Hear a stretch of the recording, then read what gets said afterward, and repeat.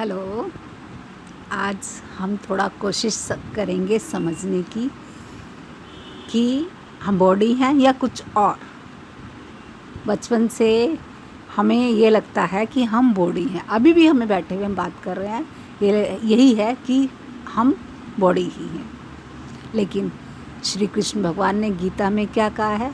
अर्जुन, मैं जो वो हूँ जिसको दर्द नहीं होता, जिसको आग जला नहीं सकती, जिसको पानी गीला नहीं कर सकता, जिसको अस्त्र शस्त्र काट नहीं सकते, जिसको पेन हो नहीं सकता। अब वो कसौटी क्या हमारे इस बॉडी में कंप्लीट होती है? नहीं होती है वो सब हमारी कंप्लीट। तो फिर कुछ तो डिफरेंस है, या तो कृष्ण भगवान जो कह रहे हैं उसको हमें सिद्ध करना पड़ेगा। हम सिद्ध नहीं किए हैं, इसलिए हम ये समझ नहीं पाते। और कुछ तो ऐसा है ही जिस चीज़ की हमें समझ भी है। अगर जो हम खाली बॉडी ही होते तो शरीर में दर्द का हमें, जैसे अब जो चीज़ें होती हैं, मशीनरी होती है, फिज़िकल चीज़ें होती है, फिज़िकल चीज़ों को अपने होने का भी एहसास नहीं होता। हमें अपने होने का एहसास होता है, और लेकिन कुछ उसकी, जैसे काले ब्लैक बोर्ड पे ही वाइट दिखता है, ऐसे ही अगर जो हम डिसईज़ यानी आराम से हम कहीं हमारी चीज़ें वंचित होती हैं, तभी हमें लगता है कि हाँ, हमारा आराम ख़राब हो रहा है, यानी हमने उस आराम को चखा है। हम लगता है कि अंदर से कुछ मिस है, यानी कुछ ऐसा है ना जो हमारे साथ हर टाइम बहुत अच्छे वाला होता है, लेकिन जब कभी हर्ट होते हैं हम लोग, कुछ भी होता है हमारे साथ फिजिकल, तो हमें ये लगता है कि कुछ मिस हुआ, यानी उसके बाउंडेशन में हम आ जाते हैं, बॉडी की, शरीर की बाउंडेशन में आ जाते हैं। हम अगर जो ये चीज़ों पे अपना काम करना शुरू कर दें, खाना, सांस लेना, सोना, सोचना और सेक्स, इन चीज़ों पे अगर हम अपनी समझ बढ़ाते चले जाएं, ये है यम नियम। पतंजलि योग सूत्र में जो हमने 8 सूत्रों की बात की है, उन्हीं में ये जो शुरू के 2 हैं यम नियम। यम नियम क्या है? रेगुलेशन, समझते हुए चलना। इनको जितना हम लोग अपनी रेगुलेशन में लाएंगे, उतना ही हम इन शरीर से फ्री होते जाएंगे। हम लोग सोचते हैं कि हम ज़्यादा खाते हैं तो हम स्वस्थ हो जाएंगे, स्वस्थ नहीं होते, हम और उल्टा शरीर से बंध जाते हैं। पहले जीवा से बंधते हैं, फिर शरीर को ओवरवर्क करना पड़ता है, फिर बीमारियों से बंधते हैं। उतना ही हम इस शरीर को दें जिससे कि हमारी सोल की यात्रा कंप्लीट हो सके, हमारा शरीर आरोग्य रह सके। उतनी ही स्लीप दे जितना कि हम शरीर के गुलाम ना हो जाए। शरीर हमारी सुविधाओं के लिए हमें एक कैपेसिटी प्रोवाइड करवाए, उतना ही सोचे। हम दिन रात सोचते हैं, डिप्रेशन के मरीज हो जाते हैं, इंसोम्निया हो जाता है। तो उतना ही सोचे जितना ज़रूरत है। जैसे पंखा जब ज़रूरत होता है तब चलाते हैं, जब नहीं ज़रूरत होता बंद कर देते हैं। सर्दियों में भी हम चला के बैठे रहें तो क्या होगा? ऐसे ही जब रात को नहीं हमें ज़रूरत है सोचने की, या किसी बात से कोई हर्ट हो गया और हम चाहते हैं कि ये बात बार बार हमारे दिमाग में ना चले, तब भी वो दिमाग में चलती, तो क्या होता है? डिप्रेशन होता है, बीमारियां होती हैं, डर बैठता है। उस सब के लिए करना क्या होगा? उस सब के लिए करना होगा हमें अपनी इन यम नियम को रेगुलेट करना होगा। जितना हम रेगुलेट करते चले जाएंगे, उतना, जो श्री कृष्ण भगवान ने बोला है ना, हम आत्मा हैं, हमारे अंदर आत्मा नहीं, हम आत्मा है, हमारे ऊपर शरीर है, उतना ही शरीर से अलग हम अपने आप को महसूस अभी भी करते हैं। जब हम स्वस्थ होते हैं तब हमें याद होता है कि हम शरीर के अंदर है, उड़ रहे होते हैं, हम अपने कल्पनाओं में उड़ रहे होते हैं।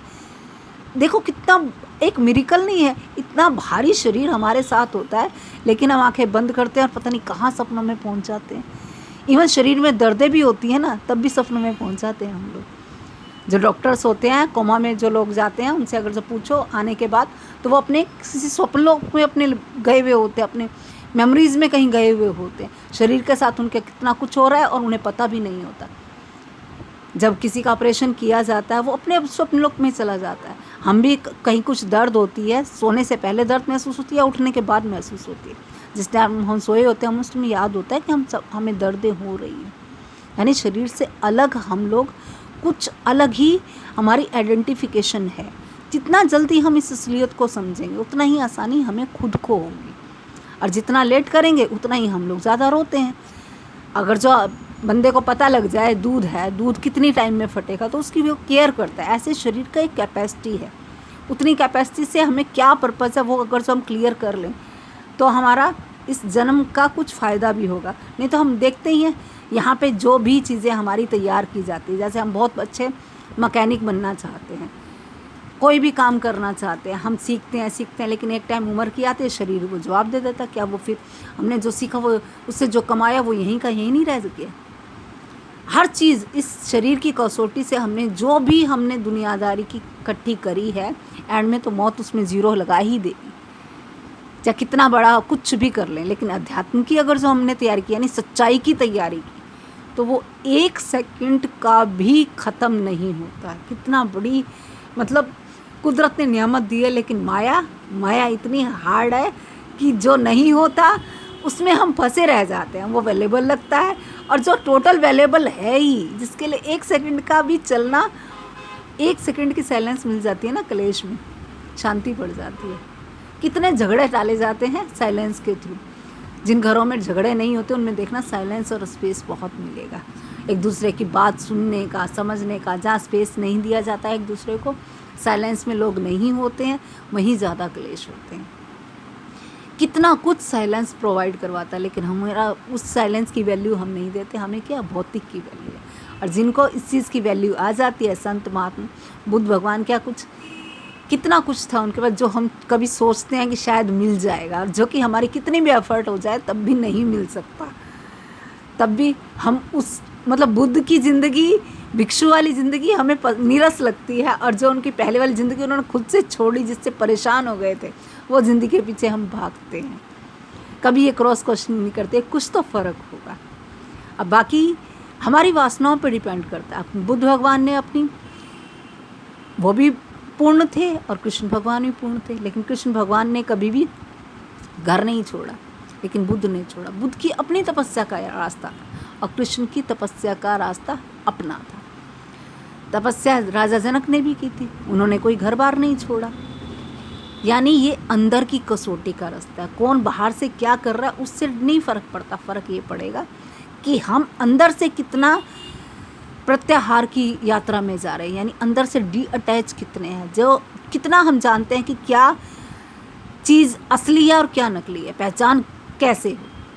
कृष्ण भगवान को पता था। एक बार वो मथुरा गए, वृंदावन छोड़ के दोबारा वापसी ही नहीं है, जबकि बिल्कुल पास में है।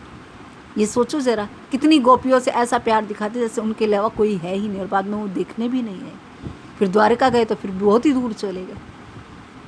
कुछ तो होगा ना, हमें उस तरफ ध्यान, हम पूजा की तरफ ध्यान देते हैं। हम कहते हैं कृष्ण, अब हमारे बच्चे हमारी पूजा करते रहें और जो हम काम कह रहे हैं वो ना करें, ना स्कूल जाएं, ना समझने की कोशिश करें, ना हमारा बिजनेस समझने की कोशिश करें, ना कपड़े धोएं, ना कुछ किसी तरह का अपना काम कुछ ना करें, दिन रात हमारी पूजा करते रहें कि भैया आपकी पूजा कर रहे हैं, आप हमें स्कूल में ही पास करवा दो, हमें बिज़नेस भी हमें अपने आप ही आ जाए, हमें सारा कुछ हो जाए, बच्चे भी हमारे ठीक ठाक हो जाए, सब कुछ। हम क्या कहेंगे, भैया सही से ज़िंदगी जीना सीखो, हमारी पूजा से कुछ नहीं होगा, जो बता रहे हैं उससे कुछ हो सकता है। टीचर्स भी, अब टीचर्स खाली किताब को कहें जाओ घर में जाके उसकी आरती पूजा करो और तुम पास हो गए, टीचर्स कहते हैं उसको पढ़ो, समझो, दिमाग में लेके आओ, तब वो सफल होगा। जब ज़िंदगी में उसको हम कार्यान्वित कर पाएंगे, यानी उसको हम ज़िंदगी में उतार पाएंगे। पढ़ लिख भी लिया, डिग्री भी ले ली, लेकिन उसे ज़िंदगी में नहीं उतार पाए तो कुछ भी नहीं, एक्सपीरियंस नहीं हम उसका बना सकते हैं, तो कोई भी डिग्री लेके भी कोई फ़ायदा नहीं होता। ऐसे ही इस रास्ते पे जिस पे हम चल रहे हैं उसकी कसौटी क्या है, जो कृष्ण भगवान ने बोला है कि इसमें ना कभी पेन होता है। हमें तो पेन होता है ना, हमारी बॉडी का तो पेन होता है। ऐसे ही उन्होंने कहा ये जलती नहीं है, तो हम तो जलते हैं। तो यानी हमने किसी गलत जगह पे हाथ रख रखा है।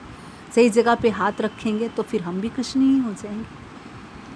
आज इतना ही, कल फिर बात करते हैं कि कैसे कैसे इसमें से निकलेंगे। इसमें से 5 चीज़ों का हम ध्यान रखेंगे: खाने का रेगुलेशन, सोने का रेगुलेशन, सोचने का रेगुलेशन, सांस का रेगुलेशन और सेक्स का रेगुलेशन। ठीक है, आज इतना ही, कल फिर बात करते हैं।